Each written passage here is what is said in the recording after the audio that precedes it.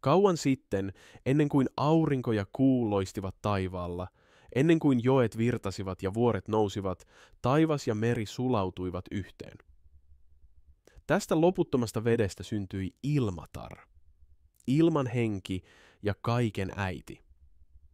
Ilmatar vaelsi vuosisatojen ajan yksin aaltojen päällä, kunnes tuuli ja aallot veivät hänet syvyyksiin, ja hänen sisällään alkoi kasvaa elämä. Hän kantoi Väinämöistä 700 vuotta, kunnes hän lopulta syntyi ja ajelehti aaltojen mukana tuntemattomaan maailmaan. Yksin ja vailla mitään ympärillään, Väinämöinen alkoi laulaa. Hänen voimakas ja taianomainen äänensä sai maan nousemaan merestä. Hän muovasi kukkulat ja laaksot, loi virrat ja järvet, ja hänen laulunsa kutsui auringon ja kuun taivaalle. Mutta luomansa maa oli tyhjä ja eloton. Väinämöinen kulki kauas ja löysi suuren ikihongan, taivaaseen asti ulottuvan puun, jonka juuret olivat syvällä maassa ja oksat koskettivat tähtiä. Tämä oli ikuinen honka, puu, joka yhdisti taivaan ja maan ja toi maailmaan tasapainon. Väinämöinen katsoi puuta ja ymmärsi, että sen varjo peitti koko maailman, estäen auringon valon.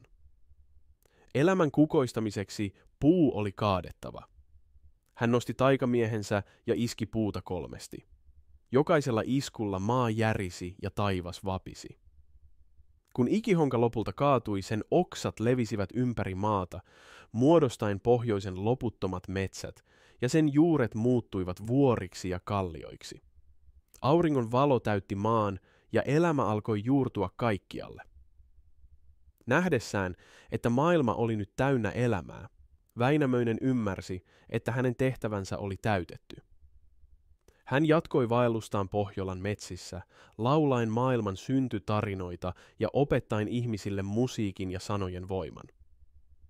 Tarina kertoo, että eräänä päivänä Väinämöinen purjehti pois laulaen viimeistä lauluaan ja hänen veneensä katosi horisonttiin. Mutta hänen laulunsa eivät unohtuneet, ne elävät edelleen kuusikoissa virtaavissa joissa ja tuulessa, joka kantaa mukanaan pohjoisen myyttien kaikuja.